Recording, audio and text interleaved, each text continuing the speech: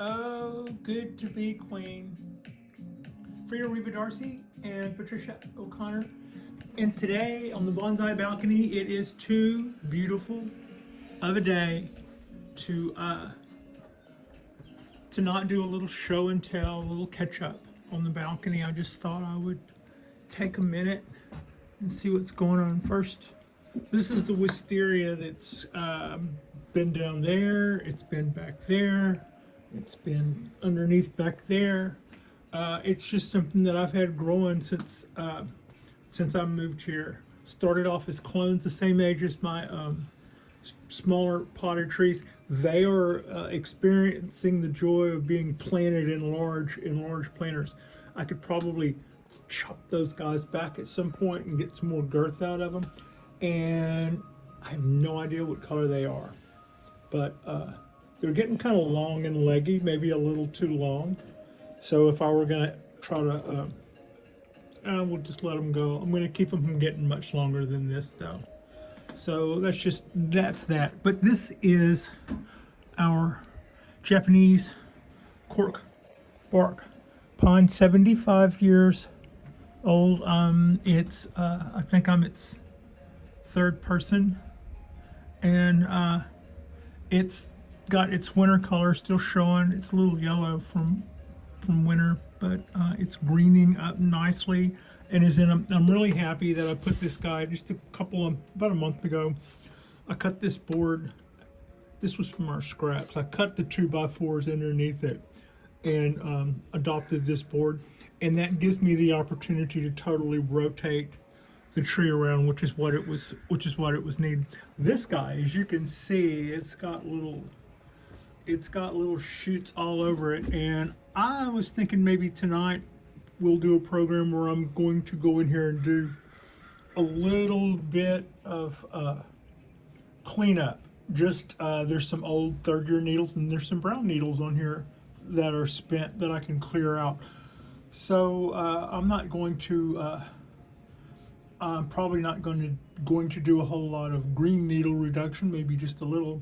But other than clean up anything that's still left in there that's brown or something, and make way for the light to get on the new. That's kind of what I'm thinking we might do on tonight's show. Yeah. This is our Trident maple. As you can see, I gave its canopy a good chop back. This year we're going to let it flush back out. I will not, I don't think I will be pruning this guy during the summer. I'm just going to let everything go back out as far as it wants to go, and then in the fall we'll do that way. And it's budding out really nicely. It's not wasted any time, and I'm really looking forward to seeing what this guy does. So that's kind of the plan we're on. I've kind of held off on the idea of doing all the chops and all that. I know that it would bleed a lot, and that's just adding years. I've had the tree 3 years, and it came with Jay's chops. So, really thinking about it, it's really hard to commit to that much work knowing that it would be that long getting over all that stuff. But that's just a thought. Maybe we'll start with trying to upgrade the pot here in a year. So that brings us to the cork bark oak. It's budding out all over, and that is rocking good news. I love that. I've got new buds all here. Got new buds all in here. I've got new buds coming out all in here, and we're in rebuilding. We're in a rebuilding part of the game. That is the branch that we hard-back wired earlier in the week that we got a crack in. And as you see, everything on it is still heavy and healthy, and it is continuing to push out a new flush of, I think I'm showing you, a new flush of new buds right there, right where we would like it. And I didn't give it any special treatment. As you can see, it's right there where it was facing the wind and facing the sun. But here it is from the other side. What we did do was we did a pretty fair job of covering that crack with cut paste, and we didn't mess with it anymore. Sometimes when you crack oak branches, I've had them die back. With pine branches, if you see a little, what they do is they tend to tear. They tell me that junipers break, but what I believe is, so far and what I've seen, is that you get a little leeway with the pines. You don't always get leeway with the oak. So right now, all things are looking good for that branch that I put a bit of a tear into. But either way, we have options over there that were sprouting out all around us, which kind of gave us the courage to be bold. It was like, well, should I cut this? No, let's just see if we can bend the teetotal, be Jesus out of it, and see what comes of that. What came of that is I would like to also take that branch further down, because I've bent it over in the direction I wanted to, but at the risk of it also came up and over, and I'll take that though. Yeah, if that hangs out, I'll take that. What's really encouraging is I want to see more stuff come out of the top. We have a canopy to build. So far we haven't had much of a canopy, and at some point the idea is, when this guy does get a repot, we're going to plant it in more of an angle like this. So we'll take that trunk, like that part, and we're going to go like that with it. So if I can remember, when I'm doing wiring and stuff, these guys are not exactly level, but if we tilt that more like what we're talking about, they may be a little up by the time we're done. That's okay. We can probably fix that if we feel we need to. But it'll be good to put motion like this and some new stuff coming out of the top, and there's a lot more of it. I think I'm showing you. I can't really see. There's a lot more of it on the other side that's facing out. So that's kind of a look at our cork bark oak, and here it is after our redoing our top dressing. Next to it is our California coastal oak. This base is getting so fat just because of all of these little sprouts, that instead of rubbing them off on contact the way I tend to always do, I've let them go this year, and the trunk is just getting fat, because now I was worried about the tree getting long, and at some point I'm going to give serious thought into taking maybe these two, because I'm worried about the tree getting too high, and I just think it takes a funny turn here, and I was kind of worried about the neck getting long in here. So maybe bringing it back some would help that, to take us back a little. Yeah, that's just kind of that's kind of something I'm thinking about. But look at all the growth we have on this guy. We're going to continue to feed it. And when it finally does stop raining, oh, and here's the thing. Today and yesterday were gorgeous, beautiful days. And so we saw a lot of stuff just sprouting out, looking at the cypress trees. And I was concerned that a lot of this stuff would come out purple because of all the cold wind. And you can kind of see that in there a little. Not as much as maybe what I was expecting. There's some perp. But all three of them are well and truly going all green. And just today is going to be really a nice day, and yesterday was a really nice day, and tomorrow we go back into the rain, which means that pine will go from there, where it's really seems to be happy, back to over here, because when it starts raining again tomorrow, we will get rain for the I think into next week is what it looks like. So the oaks love it, Frieda loves it, the cypress trees love it, and let's see if I can get that focus. Oh, I mentioned earlier in a short, see my short if you haven't seen my shorts, I mentioned earlier in the short that I've got some deliveries coming. So what I have coming is I've got a little Shohin Mugo pine, and I've got another Ponderosa Shohin pre-bonsai. It's got a little bit of age to it, but it doesn't. It could use some. It could use some of our motion work. It's going to be a little bit more challenging. This tree has already got bark on it, but it will. Whereas, and it'll be another tree from Andrew Smith in Deadwood, South Dakota. So it'll be another high elevation Ponderosa pine, but unlike the one I have that I'll show you on the other end of this one, I got the other one from him. It had already been wired, and it had already done a beautiful job of wiring it, in fact, both of them. And this one hasn't had wire put on it yet, and I'm going to find out how me and my little tools and some copper wire versus a 20-year-old Shohin Ponderosa work out. I'm hoping to do good work by this little tree. It's got a good start. It's got some good choices, and I'm really looking forward to seeing it. FedEx tells me to expect it. I think come Sunday. Yeah, I think I should see that guy come Sunday.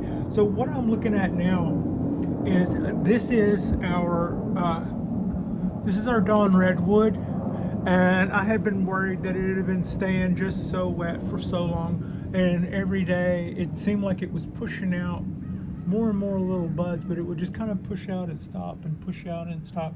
Well, I'm finally seeing some of these guys, at least some of them, push out little green buds. I've got some more up here, and I'm thinking that today's sunshine and yesterday's sunshine went a long way towards helping that, and it got watered today after it was finally allowed to dry out. That was good.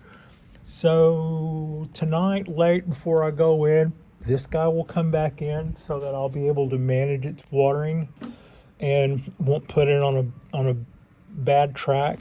And this guy will go back over there in this little spot, which now has us looking at our literati Japanese black pine. It is putting out green foliage all over and is a little tired of the rain. It's a hard tree for me to keep it where it is now. It will get heavily watered all day long over the next week if it stays where it is. It has to go behind me, and then once it does that, it's right in the way of traffic, so I have to be careful and not bump it and stuff, and I'm never crazy about doing that. I always worry that things suffer. That little pine is very happy, and I'm really pleased with the way it's coming along. My little bougainvillea in the crackly pot is doing really well. I'm pretty happy with that. That brings us to this lemon cypress. I haven't seen it do anything yet. I think it's still here, but we're just waiting to see it bud out. This is the guy that we saw bloom for our last couple of weeks. It still has a little tail end of some blooms left, but it's enjoying the sunshine. This is the Japanese wisteria. This is my first bonsai tree after a 53-year layoff. I figured it out. The first time I saw bonsai trees was at a nursery convention in Dallas, Texas, and I remembered leaving with a bonsai tree, and after working the show for 3 or 4 days with my family, and then we loaded a truck and got stuck in Dallas traffic, and it was summer, and then I remembered that we checked into a hotel and went to the pool, and I had this bonsai tree. And I also remembered that we went into the hotel room, and I remembered seeing a pilot TV show that I could barely remember the name of it, and I Googled it, and that came up in 1970. So that day was apparently July 1st, 1970. Um, so that was when I got introduced to bonsai. I then took uh, a few bazillion years off, and I'm just now back into it as of like 3 years ago. So my reintroduction was with this guy, and since then we've just kind of gone ballistic. I'm still waiting on my Chinese wisteria to do something, anything besides grow weeds. Uh, it's still taking water and doing stuff with it, so I don't think it's left the building. It just takes its time. The not so with the Kodahan maples, they're busting out in full leaf and going bonkers. The this other Japanese wisteria, which is I call it fusion because I have those two trunks wired tightly at the bottom, and now they're starting to kind of mesh a little bit. I think they're both the same color. I can't remember. I don't remember what color that was because I haven't ever seen them bloom, and I'm just assuming they're the same color. Hopefully, fingers crossed, they're the same color. I wasn't looking to do anything. I wasn't looking to do anything weird. Although, we'd go with it if it was. But the options were white or purple, and this one was white, and those might be purple. I don't know. The Ponderosa, this is our other Ponderosa. It got a repot about a month ago, and it doesn't seem to have missed a lick. And it's still pushing out foliage. The needles are getting a little longer because of our feeding. But I had somebody the other day comment on how nice and tidy the needles were already.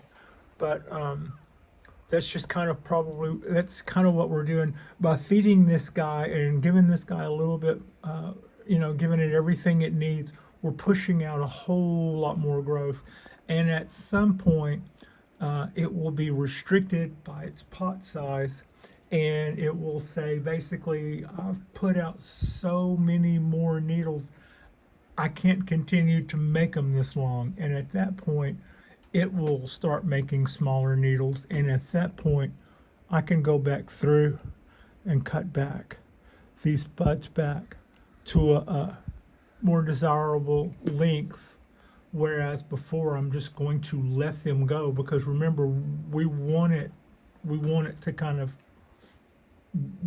to decide that it's had all the food, all the water, made all the needles, but then it can't continue to make them that long because it just has too many. So at that point, it doesn't make a whole lot of sense to go clearing out stuff every time we get a chance.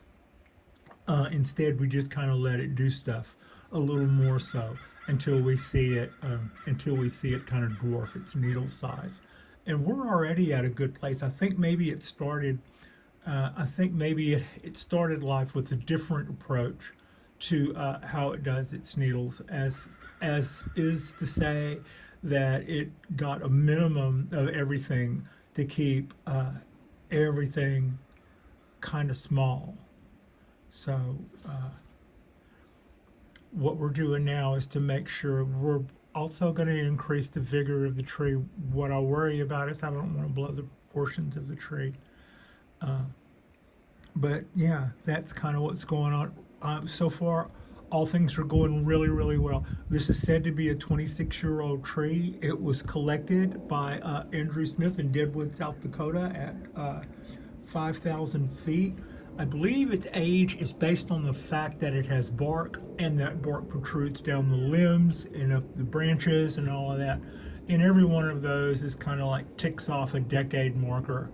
So yeah, I'll be really happy to have another Ponderosa in the house. It will be 10 years estimated younger than this one, and it will not have any of the shape going for it. It'll be kind of a little slingshot that we're going to do this one that's coming. So it'll be fun. And that brings us to our little pines. All our little pines, even the ones that came to us a little beat up, are hanging in there and just being good little trees. We've got some good motion. We've kind of learned a little bit about bending. I probably get away with absolute murder when it comes to how much I would normally be exhausting other trees that were in other places. But here they don't go from what I'm doing to a foot of snow. You know, climate wise, for a lot of stuff, we seem to have it pretty good. And not everything grows here. For instance, I'm not 100% sure that one of the trees that I have coming next week does well here.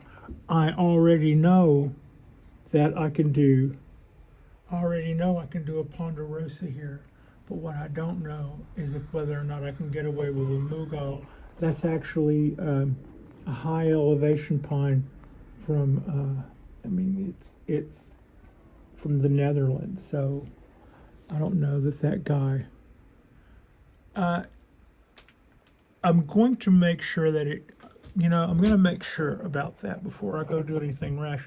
But on the other hand, if I find out that I've got a tree in the wrong neighborhood, and we won't get hung up about it, we'll just put some movement in it, and then have a giveaway. Yeah, maybe if we did that, maybe that would be a good way to put it into a neighborhood where it would have a higher. That's if it can't live in the Bay Area. Right now some of my trees are doing very, very well here, but within the mountains or the hills that I point to off in the distance, it's snowed. Those guys had snow. So just a few miles from here, it's vastly different. It's kind of hard to look at the map part that says where they do and do not get along.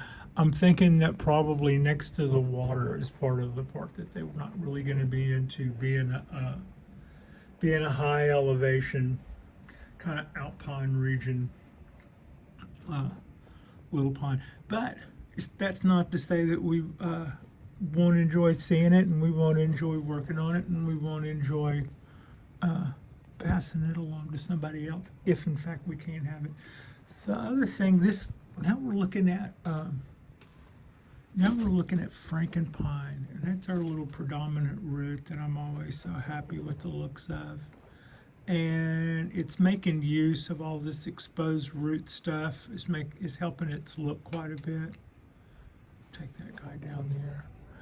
It's basically, just as far as I'm concerned, it's in rest mode. We're not going to do much of anything with this guy except feed it and water it until fall, and then all of its wire comes bounding off, and we're going to see what we have here. At some point, after we built a little bit more root mass, I'll probably make that a much smaller pot. Yeah.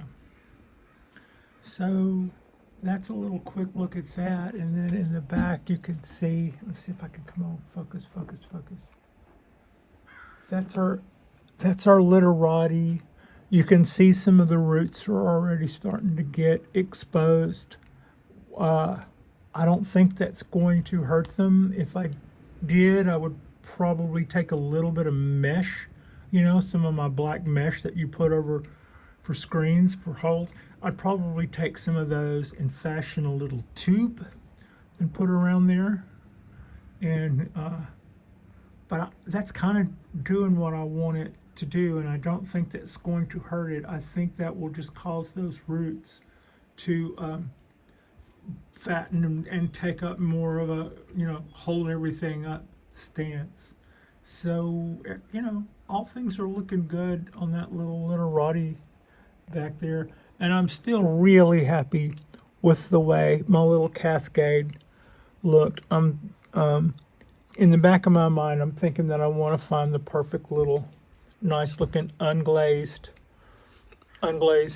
cascade pot, and maybe get that guy out of plastic. But there's no rush. But yeah, it'll be really nice to see. It's already starting to fatten up some. I mean, it was a little tree. It has nothing to do but grow. Well, there's other things it can do, but growing is a good option. And right now, that seems to be the one it's exercising. And they're all producing little candles and stuff, which is our way of saying they've all weighed their options and have all decided to give a year another shot. I didn't really go on about this guy, Sweet Pea, Simply Pea. It's doing well. I'm finding it pretty easy to keep this all intact, and so far that's working out pretty well.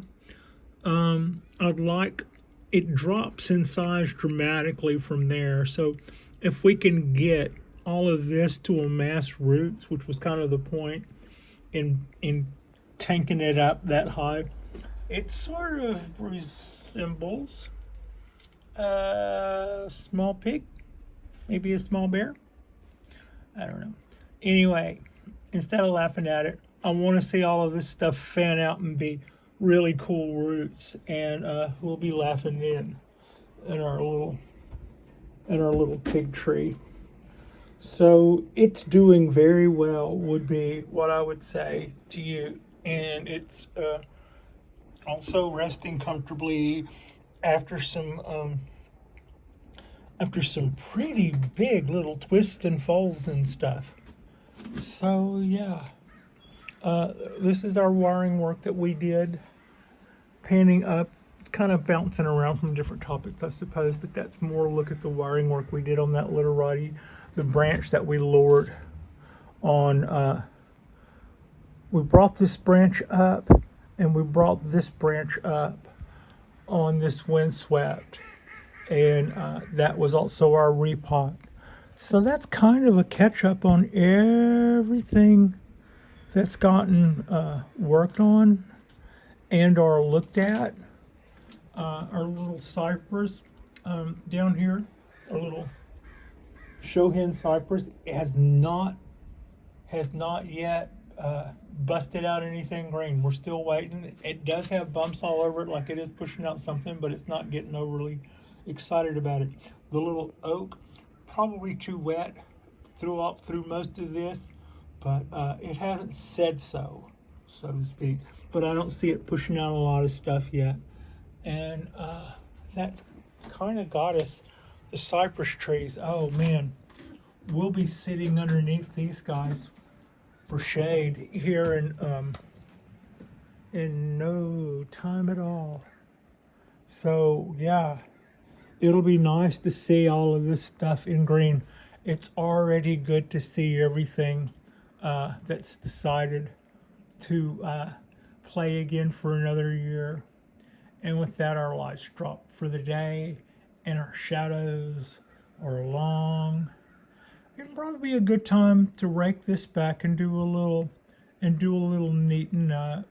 There's a few roots popping up. We could probably do a little trim. But yeah, tonight I expect I will bring in our 17-year-old Japanese black pine and break out the tweezers and try to up the lighting, because last time I did a cleanup, I didn't see a lot of stuff. It's like I did everything I saw, and then once I brought it out to the porch, I saw a lot more the second day. So that was, a lighting issue, I think, because, I can certainly see somewhat. So yeah, thank you so much for watching. I appreciate you, and Frida appreciates you. Our next drop will be tonight, and then going in this weekend. I'm really looking forward to doing this weekend's drop and keeping our little ball rolling. I'm pretty excited about our Japanese black pine seeds. I look to get those guys soaking here not too long and get them all started, and seeing how many how many we can, little starters we get going out of that guy, those guys, them's guys. So yeah, thank you so much for watching.